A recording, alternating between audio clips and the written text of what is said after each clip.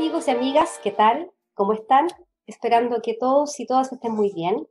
Les damos la bienvenida a un nuevo ciclo de nuestro psicopodcast UDD llamado Alquimia, liderando el presente y futuro.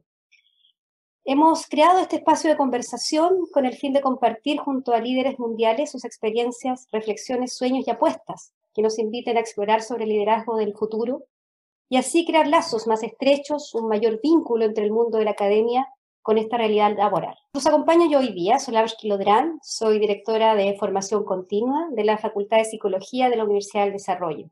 Y nosotros acá nos estamos hoy día haciendo muchas preguntas, preguntándonos, por ejemplo, cuáles son los desafíos de los líderes que impulsan proyectos de transformación y de alto impacto en el mundo actual.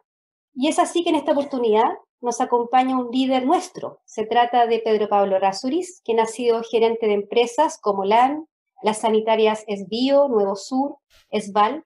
También fue ministro de Transporte y Telecomunicaciones, donde ha conducido proyectos de cambios muy desafiantes. Y actualmente Pedro Pablo está como presidente del directorio de Ferrocarriles del Estado y donde también está impulsando cambios muy importantes. ¿Qué tal? ¿Cómo estás, Pedro Pablo?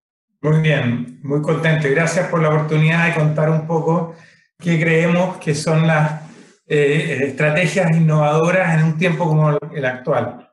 Pedro Pablo, te comento que, bueno, a ti y a todos quienes nos están escuchando hoy día, que en este ciclo de podcast le hemos llamado a este ciclo Alquimia porque creemos que el mundo de hoy está experimentando cambios gruesos, que nos invitan a una transformación distinta, con nuevas preguntas, con reflexiones que nos lleven a escenarios desconocidos probablemente, y donde, sin embargo, creemos que muchas cosas son posibles, pero sin embargo la persona pasa a ser importante. Lo humano es el centro y por tanto lo esencial.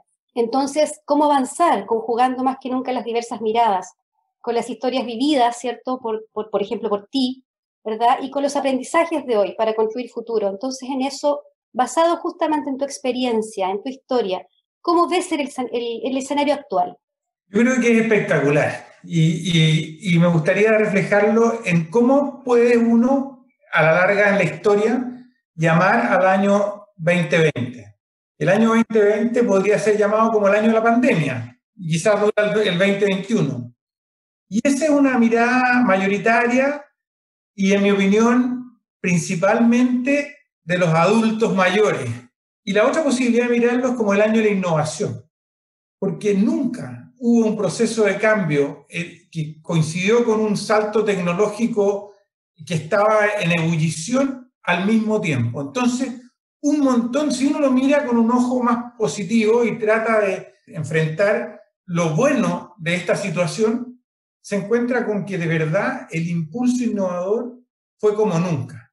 Y eso desde cosas muy sencillas, como por ejemplo lo que estamos haciendo aquí, que es un escenario de una reunión que habría sido muy distinta si no hubiese sido por la pandemia, o por la innovación, como me gustaría calificarlo.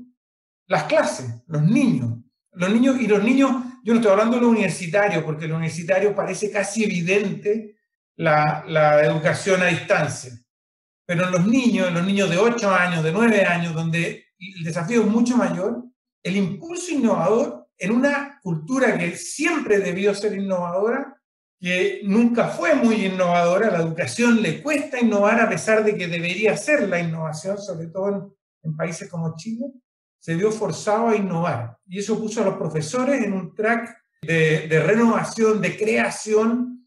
Por supuesto, los hizo trabajar el doble. Y a los papás también, y a los niños, ¿para qué decir? Pero eso es un impulso innovador genial. Lo mismo pasa en la medicina, lo mismo pasa en casi todos los ámbitos. Entonces, a mí me gustaría este año llamarlo como, en vez del año de la pandemia, el año de la innovación. Tuvimos la suerte de que la tecnología digital estaba tan desarrollada que nos permitió que este año fuera mucho menos doloroso de lo que habría sido hace 20 años atrás. Y sobre todo mucho más creador de lo que habría sido 20 años atrás. Así que yo soy bien optimista. Y creo que además eso es esencial en el ámbito de la gestión, de la empresa, de la vida. Está bien considerar las cosas negativas, pero que mire toda la potencia positiva que tiene, y en este caso la innovación es increíble. Súper interesante lo que tú señalas, porque sin duda mirar con optimismo, me gusta mucho lo que tú planteas en ese sentido. Y al mismo tiempo, ¿cuáles son entonces los desafíos que debiéramos plantearnos para ir atesorando eso, que no se nos escape esto que tú señalas? Yo creo que nosotros enfrentamos este proceso de transformación tecnológica gigante y eso tiene dos componentes. Uno, oportunidades que tenemos que mirar y que hay que estar con los ojos muy atentos. ¿Qué es lo que quieren las personas que yo le puedo dar con una componente tecnológica que les hace la vida mejor, más fácil, más alegre, en contraste con lo que estamos haciendo hoy día? Esa es una componente. Y la segunda, que creo que es tan importante como la primera, y quizás más importante, es que no despersonalicemos. Aquí el riesgo más grande es que el exceso de incorporación de tecnología atropelle a la persona. Y entonces, en ese sentido, creo que hay que avanzar con mucho respeto y cuidado a las personas. Y eso es una señal mucho más fuerte para los que no nacimos con la tecnología. Los que nacieron con la tecnología saben cuidar a las personas con la tecnología. Yo creo que son más maduros tecnológicamente. Los inmaduros somos nosotros, los que estamos en la transición, y somos nosotros, que además nos toca tomar muchas decisiones, los que tenemos que estar conscientes de cómo esas decisiones tecnológicas impactan en las personas, cómo va dejando a algunos fuera, y a eso hay que cuidarlo, cómo va dejando a algunos con ansiedades y hay que ayudarlos a resolverlas, y cómo vamos haciendo de esto un beneficio para todos y no solo para los que son techies, si uno lo dice así. Y tú también planteabas algo importante y que me hace pensar a su vez en preocupaciones que hay hoy día a propósito de todo este tema de la tecnología, de tantos avances, tanto que nos ayuda. Pero también se ha hablado mucho de que también pudiésemos llegar a estar absolutamente controlados, sobre todo por la tecnología y sobre todo en esta era digital, ¿cierto? Entonces, sobre todo pensando en las organizaciones nuestras, ¿cómo nos planteamos? ¿Cuál finalmente es el desafío también de un líder ante esto? Y ahí yo esta es la pregunta que la encuentro súper profunda y que uno debería gastar mucha energía y probablemente de filósofos, pensadores, antropólogos, sociólogos, los expertos de tu equipo, esos son los que más tienen que decir. Yo en eso me siento un poquito un ignorante, pero sí quiero decir una cosa y soy bien radical en esto. Yo siento que todo el susto de la información, que se tenga más información de mí que yo mismo, o sea, eso que dicen que la inteligencia artificial te conoce más a ti que tu mejor amigo después de 40 transacciones y que te conoce más a ti que tú mismo después de 120 transacciones. Yo creo que ese susto, que hoy día es un susto, en 30 años más va a ser una cosa del pasado y va a ser evidente que me conozcan mucho más de lo que me conocían hoy día y que hay un cambio ético en el sentido de que me voy a tener que cuidar mucho más de no hacer cosas que no quiero que se supiera que yo hago, o voy a ser un patudo y voy a hacer cosas que están mal hechas, pero las voy a hacer a vista y paciencia de todo el mundo. O sea, aquí hay un cambio cultural, ético súper complicado, pero yo creo que es parte de la vida. Yo creo que si uno pretende controlar el acceso al conocimiento de mí, lo único que hace es aislarme del mundo. Porque los que no me van a conocer son los que me importa que me conozcan y me van a conocer igual, los más pillos, los ladrones, los creadores de trampas, eso me van a conocer igual. Solo me voy a proteger de aquellos que me gustaría que me conocieran. Por ejemplo, la ficha única médica. Uno dice, oye, pero es que yo no quiero que conozcan mis enfermedades terceros, porque son mías y son confidenciales. Claro, pero pierdo la ventaja de que si tengo un accidente en una zona donde nunca he estado, se pueda recibir información mía en forma electrónica y se pueda reaccionar de acuerdo y salvarme la vida. Entonces al comienzo va a ser una discusión, pero después de un tiempo van a decir, obvio que todo el mundo que lo necesite debe tener acceso a tu información. Y por lo tanto nos vamos a acostumbrar a que esa información esté disponible y sea aceptada, y que sea parte de la vida. Yo creo que es duro. Hoy día nos parece escandaloso, pero en 30 años más va a ser absolutamente aceptado, y no solo eso, sino que una exigencia. Así, me meto al computador y estoy llenando un formulario, ¿cómo no se me rellena automático si me conocen? Hoy día me molesta, porque ¿cómo que me conocen? Pero un tiempo más decir, es una vergüenza que no pase inmediato. A uno se lo olvida, pero por ejemplo el teléfono, hace 40 años atrás, o 50, o cuando se estaba desarrollando, la gente no tenía acceso al otro con tanta facilidad. Pero ahora pesca el teléfono, lo llama y lo pillaba. Lo pillaba en qué estaba, y le voy a preguntar qué estaba haciendo. Entonces era una intromisión en la vida privada. Y eso hoy día es más potente todavía.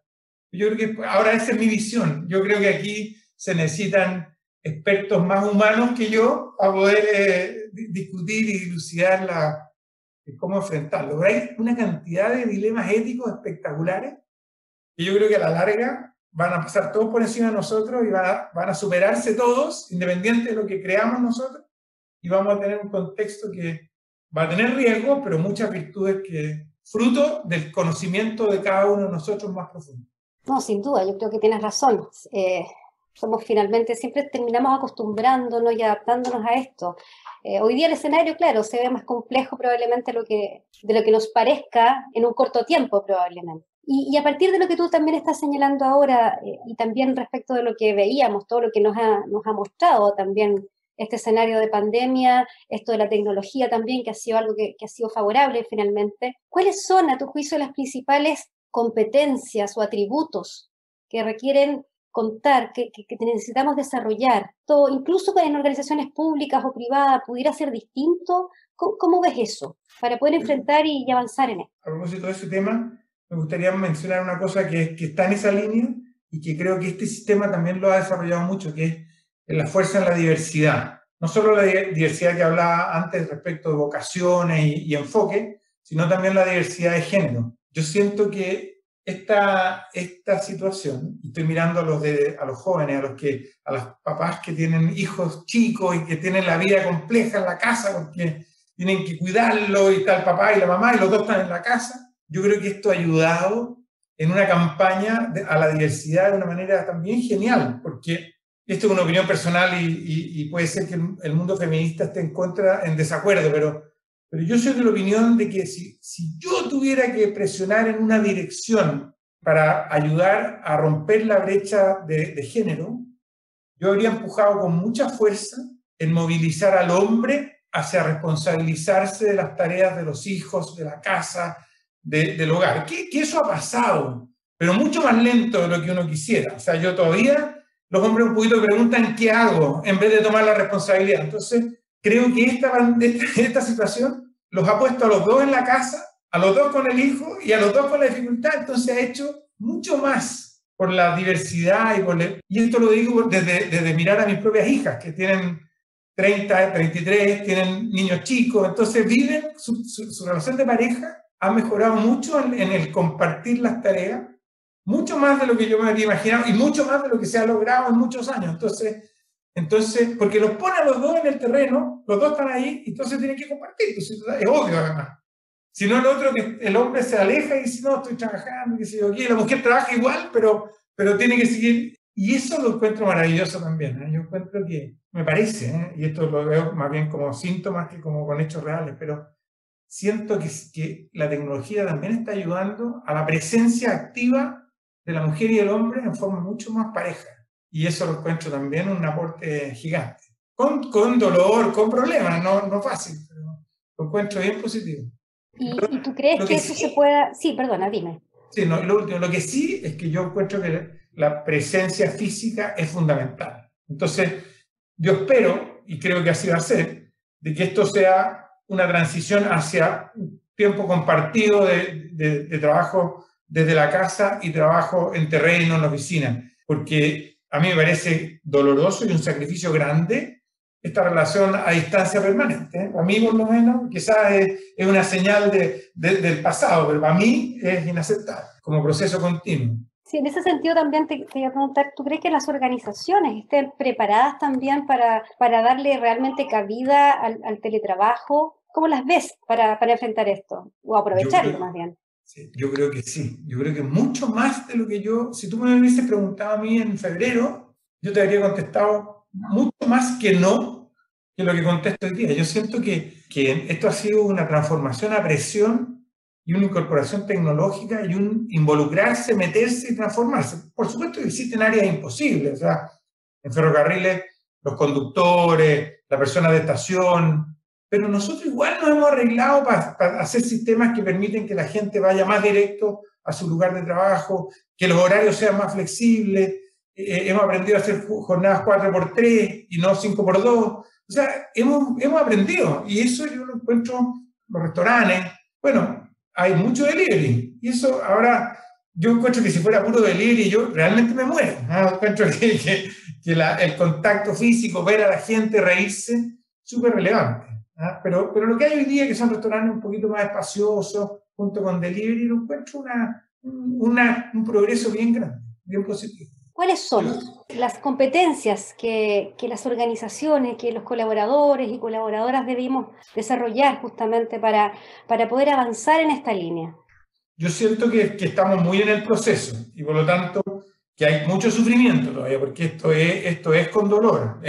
Tiempos de trabajo son mucho más largos, la eficiencia, a pesar de que te ahorra el tiempo de viaje, por lo tanto ahí tiene una gran ganancia, la eficiencia fruto del aprendizaje han sido más lentas, pero claramente son herramientas que hemos ido desarrollando. A mí me parece que la puntualidad, por ejemplo, las reuniones parten cuando parten, y no es como, oye, me demoré un poquito, esas cosas, ha habido ganancias bien relevantes.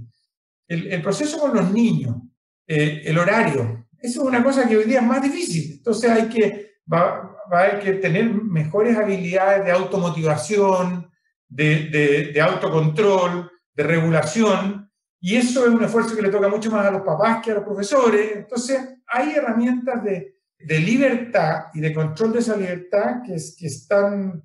La otra cosa que pasa es que uno puede estar en una reunión, apaga la cámara y se va a escuchar música.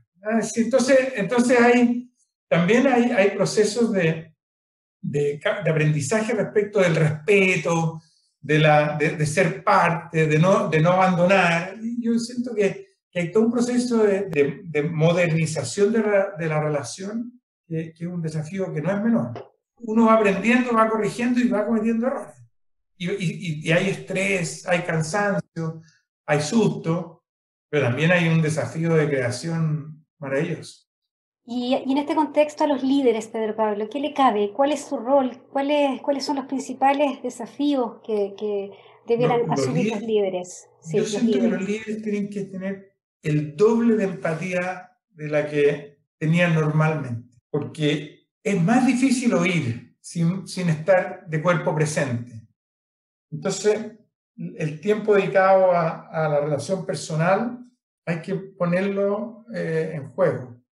Y yo creo que el desarrollo de la empatía y de hacer que todos participen, de verdad el líder tiene que ser un líder mucho, mucho más comunitario que jefe, así con la estructura jerárquica en este contexto.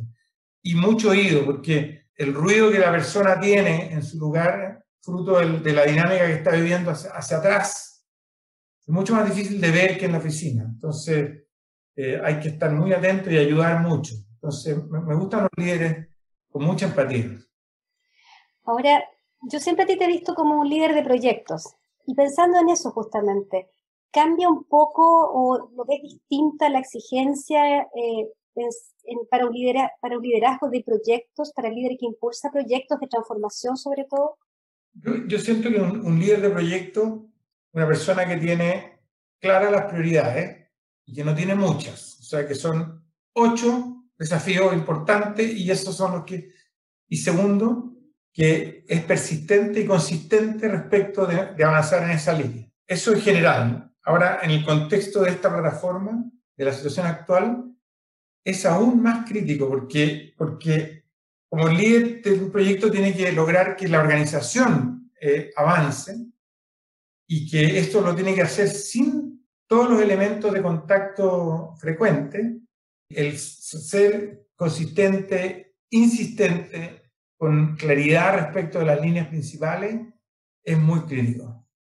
Y eso tiene que lograr transmitirlo, y transmitirlo a través de la pantalla, entonces es más difícil.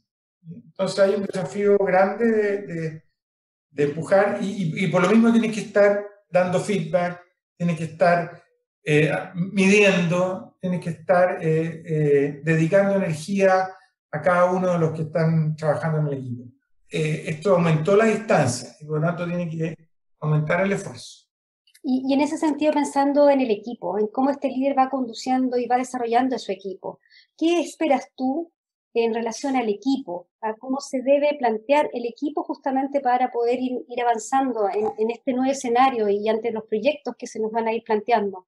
Yo siento, esto es una visión previa a la situación actual, yo siento que un líder tiene que tratar de ir rotando el liderazgo en el equipo. O sea, tiene que darle claridades de líder a cada uno de los jugadores del equipo, que sientan que están y que sea verdad, no es solo una apariencia, sino que les traspase la responsabilidad. Y eso es algo que en estos casos hay que aumentar, porque a mí lo que me da susto de este sistema es que es fácil desconectarse. O sea, de verdad, yo siento que uno en las reuniones puede estar perfectamente presente estando ausente, ¿ah?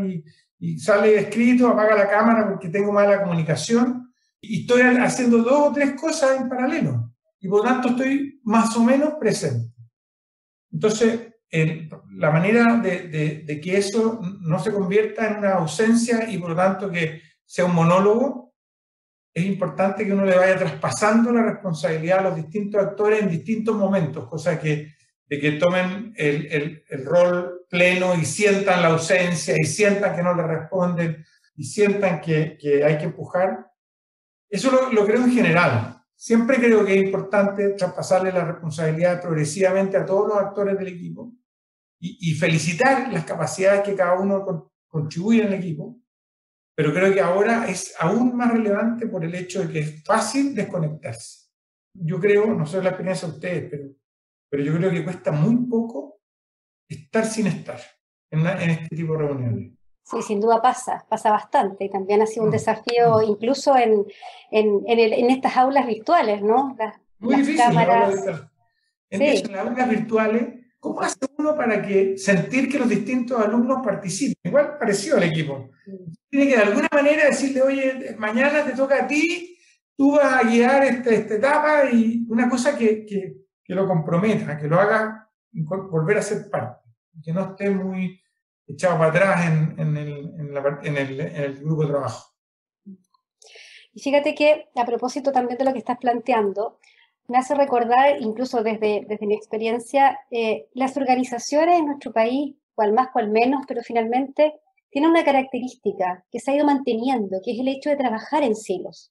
Sobre todo en esto, que finalmente implica abocarse tanto a la responsabilidad directa de cada área en particular, y de hecho también a nosotros en la universidad nos llegan demandas que tienen que ver con, a través de la formación, ir rompiendo estos silos, lograr mayor coordinación, etcétera. Entonces, ¿qué oportunidades podemos encontrar hoy ante esto, considerando justamente lo que hemos ido conversando, todo esto de la nueva tecnología, la situación que se nos plantea?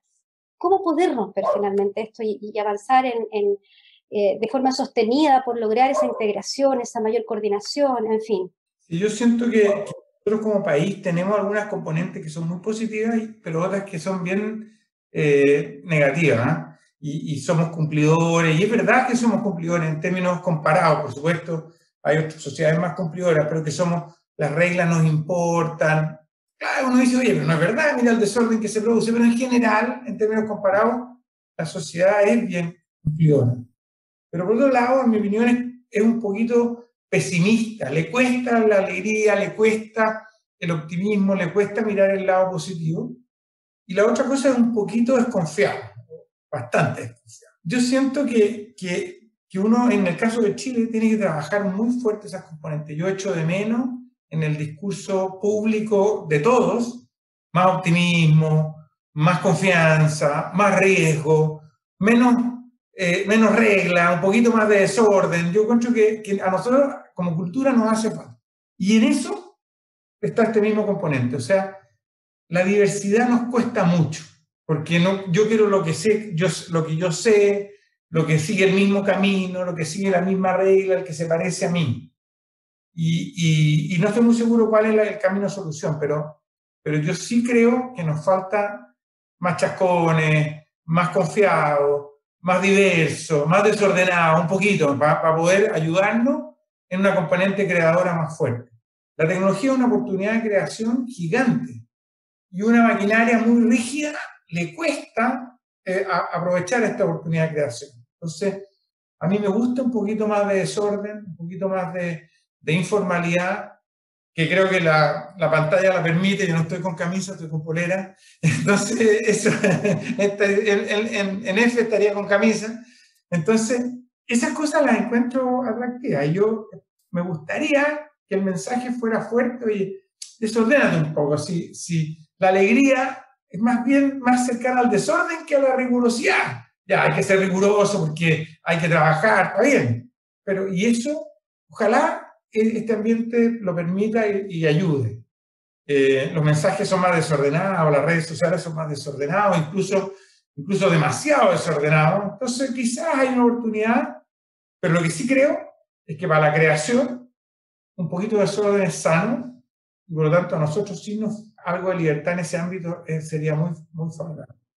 Ahora, respecto de... Bien desordenado, sí. No, está bien. Lo he demostrado personalmente. No, está bien, de todas maneras. Y desde tu experiencia, hoy día estás en EFE, ¿cierto? Has pasado por la empresa pública y privada, por lo tanto. ¿Cómo lograr una mejor relación, vínculo entre estos dos mundos? ¿Son mundos tan distintos? ¿Cómo los ves, pensando sobre todo en este escenario actual? Tienen alguna diferencia. Desde la empresa las diferencias son menores. Yo siento que la diferencia más importante tiene que ver con los procesos de continuidad. Yo encuentro que lo que tiene dramático la empresa pública es este proceso de corte y cambio cada 4 años. Y eso le da una poca continuidad, estabilidad y también responsabilidad directa. O sea, yo en 4 años termino y lo que yo dejé de hacer, el próximo sigue, y no, que él dejó de hacer lo que yo estaba haciendo, por eso que no se cumplió lo que yo dije que iba a pasar. O sea, hay una cosa mala en los mecanismos, estoy hablando desde la perspectiva de la empresa, en los mecanismos de continuidad. Y en ese sentido son mucho mejores organizaciones que tienen directorios que pasan de periodo y que son un poquito más flexibles en cuanto al término de un gobierno con otro. Y ahí el gobierno corporativo tiene que mejorar. Y es dramático porque ahora nos tocó que había un gobierno de una línea, cambió o sea, estaba la presidenta Bachelet, pasó al presidente Piñera, volvió la presidenta Bachelet y el presidente Piñera, y tú, si miras eso en ferrocarriles, es dramático. Cómo se nota el foco, las preocupaciones que tenían que abordar los gerentes, el perfil de los directores. Si tú lo analizas, es increíble. O sea, cómo se convierten en dos gobiernos corporativos completamente distintos, con focos distintos, con perfiles de los directores distintos, con diversidad distinta, y eso hay que corregirlo. O sea, no tiene que ser ni calvo ni 3 pelucas, pero en la mitad del camino. Y obviamente yo prefiero el perfil que tenemos nosotros, pero entiendo que otros prefieran otro perfil, y lo más probable es que el perfil intermedio es más sano, y eso es una cosa que hay que mejorar. Ahora eso tiene más que ver con la gestión corporativa de la empresa, más que con los proyectos específicos. ¿Te parece importante fortalecer el vínculo, sí, entre la empresa pública y privada? Mucho, muy importante. Nosotros en EFE, por muchos años, como EFE tuvo una depresión muy grande hasta como el año 2011, venía en franca decadencia, perdió todas las relaciones relevantes con las empresas privadas. Y de ahí para adelante se ha tenido que reconstruir, invitar, y eso ha significado muchas oportunidades perdidas, tanto por ferrocarriles como por las empresas privadas, por no tener un contacto, una relación, y con las universidades. O sea, todo el mundo ferroviario se fue desapareciendo y a nadie tenía ni siquiera interés por conocer y entender. Entonces nos ha costado harto volver a reconstruirlo, es uno de los desafíos en los que estamos metidos, una cantidad muy importante de las labores que hace Ferrocarriles las hacen empresas que le dan servicios. Entonces, y hay mucho de desarrollo tecnológico que aprender. O sea, por decir cualquier cosa, en un cruce, que lo típico era una barrera y una señal, hoy día hay tanta tecnología que podría resolver el problema de maneras mucho mejores y no son caras. Y ahí la empresa chilena podría ser actor estrella. Y no estaba. Entonces estamos desarrollándolo y las empresas están poniéndose al día para poder aportar con tecnología. Es fundamental. Un foco al crecimiento, al mejorar el servicio, a preocuparte de verdad de la empresa y no hacer de la empresa simplemente un servicio público, sino que una cosa que de verdad llega al usuario, al cliente. ¿Y qué rol le cabe al líder, Pedro Pablo? ¿Cómo poder entender y comprender lo que el líder puede hacer para justamente fortalecer este vínculo entre lo público y lo privado, la empresa pública y privada? Yo creo que hay una natural desconfianza entre lo público y lo privado, y el rol de los líderes es tratar de demostrar que esa desconfianza no tiene sentido y que vale la pena poner energía en esa relación y construir no solo confianza, sino que proyectos de largo plazo. Y basado en un entendimiento mucho más profundo, en que el privado entienda la toma de decisiones del público, que el público entienda la toma de decisiones del privado, y que a mí me impresiona que las motivaciones son mucho más básicas de lo que el mundo se imagina. El mundo se imagina conspiraciones, intenciones de segundo nivel, maldad. Y la verdad no es así, la verdad es mucho más simple. La gente en general tiende a ser buena, la gente en general tiene buenas intenciones, la gente en general tiene motivaciones bastante sencillas. Entonces, construir confianza, conocerse, tener relación y abrir en un proceso que es beneficioso para los dos. Y nosotros, mirando el resultado de ese mismo discurso en la realidad, en la práctica, con muchos lo hemos logrado y con otros no, que hacemos un esfuerzo grande por tratar de construir confianza, pero la historia de las heridas, el punto de partida de donde vienen los líderes, lo que sea, está tan dañado que hace que no logras construir esa confianza y por lo tanto la relación es mala. Eso es una pena, pero hay alta oportunidad. Crear oportunidades, ¿cierto? Para una co-construcción, que es como lo importante. Hay muchas cosas. Hay dos cosas que son bien básicas. Uno, una desconfianza desde la ignorancia gigante y desde imaginarse conspiraciones, un mundo como de la época de la Guerra Fría, más o menos. Y la otra cosa, la cantidad de oportunidades creadoras que funcionan juntos. Y que a ti te vaya bien es buena noticia, porque quiere decir que a mí también me va bien. Ese trabajo hay que hacerlo. Y en la distancia, el mundo privado del mundo público tiene una distancia aún mayor. Entonces hay que mostrarse y hacerse ver y enseñar qué es lo que está uno pensando para que el otro diga, ah, tiene sentido, me parece razonable, y construya confianza. Pero Pablo, yendo ahora a la academia, a nuestro propio rol, ¿cierto? La universidad. En tu condición de líder, con toda tu experiencia y de acuerdo a lo que hemos conversado, ¿cierto? En este escenario complejo, incierto, de tantos desafíos, con todo lo tecnológico también. ¿Qué esperas tú del mundo académico en relación a cómo formar a los líderes del presente y futuro? Yo de verdad participé en organizaciones de la Universidad Católica que intentaban abrirse a la empresa, y tuve roles ejecutivos, o sea que tuve responsabilidad en eso.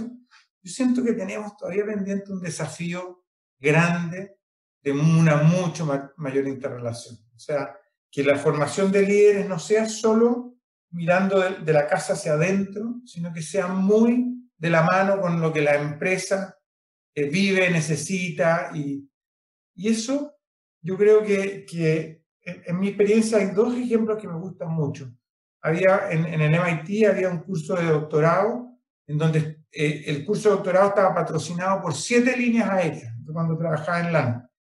Y se trataba de que la problemática que tenían las líneas aéreas la enfrentaran los estudiantes de doctorado. Y tratando de resolver el problema de las líneas aéreas, no solo teoría, sino que un problema bien práctico.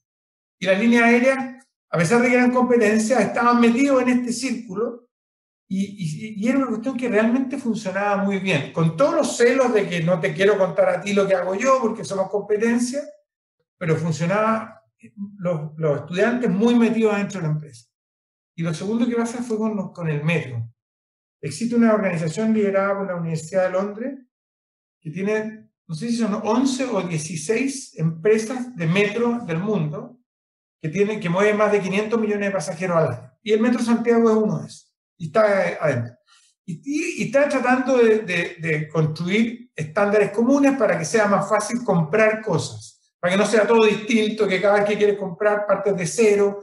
Y por lo tanto, era un mundo de coordinación y de trabajo en conjunto. Y ahí la universidad en los dos casos, la universidad era el órgano que hacía imparcialidad, que se aseguraba no solo del proceso de aprendizaje, sino que además de que no hubiese, y en eso creo que la universidad el mundo académico tiene un rol impactante, porque son mucho más confiables, son mucho más creíbles, tienen una tradición de seriedad que es distinta a la empresa, por lo tanto hay roles bien profundos, pero a mí me gustaría sobre todo muy metido adentro, o sea, a mí me gustaría que en ferrocarriles, en el ámbito de tu especialidad, pudieran estar metidos adentro, decir, ¿sabes qué? Esto me gusta, este liderazgo no me gusta, este sí me gusta, oye, estos gallos. Y eso no solo en los líderes de la primera línea, sino que sobre todo en los líderes intermedios, que son los que han tenido menos oportunidades de enfrentarse a la diversidad, y donde hay más necesidades, y donde yo creo que hay más rentabilidad, ellos ganan mucho más en un contacto con la universidad. Esta modalidad a distancia creo que, dado que hemos aprendido, es una oportunidad. Sin duda, se nos abren desafíos para nosotros también, no solamente para ustedes. Bueno, hay que explorarlo de todas maneras. Tenemos Encantado, siempre... nosotros nos encantaría. O sea, cuando un conductor de un tren lleva 500 personas dentro del tren y va circulando y se robaron la línea eléctrica, la catenaria, la línea eléctrica, y por lo tanto el tren se para porque no tiene electricidad y tiene que contarle a los pasajeros qué está pasando. Ser una persona que sepa comunicar, que sepa liderar una situación difícil porque se va a demorar los buses en llegar, que tenga una capacidad de líder en un entorno difícil, de personas molestas y de personas a las que no conoce, chuta, es una herramienta súper potente y nosotros lo dejamos un poquito a que lo haga como lo sabe hacer, ¿no? Y ahí hay espacio bien potente. No, excelente, de todas maneras, sin duda. Pedro Pablo, bueno, yo te quiero agradecer muchísimo este espacio de conversación. De hecho, a propósito de lo último que tú decías, eso es lo rico de las conversaciones, ¿no? Se abren siempre oportunidades, ¿sí? No solo, y nuevos aprendizajes también a partir de lo que podemos compartir. Te agradezco mucho el contar contigo, con tu mirada, con este espacio, como te decía, y agradezco sin duda también a todos quienes nos han escuchado hoy día y los invito a que sigan acompañándonos en esta iniciativa de psicología de la Universidad del Desarrollo, en estos psicopodcasts, donde compartimos un hermoso espacio de conversación hoy con un líder inspirador como es Pedro Pablo, y los dejamos invitados a seguir en este espacio para que estén enterados de nuevos capítulos, también que puedan revisar nuestros capítulos anteriores y que por supuesto nos dejen sugerencias sobre los temas que les gustaría abordar a futuro. Recuerden que nos encuentran en Instagram, Twitter y LinkedIn como Psicología UDD. Un abrazo grande a la distancia para todos y para todas. Nos escuchamos prontamente. Chao, muchas gracias, encantado y espero que algo de todo lo que hemos conversado genere ideas creativas en muchos. Ojalá.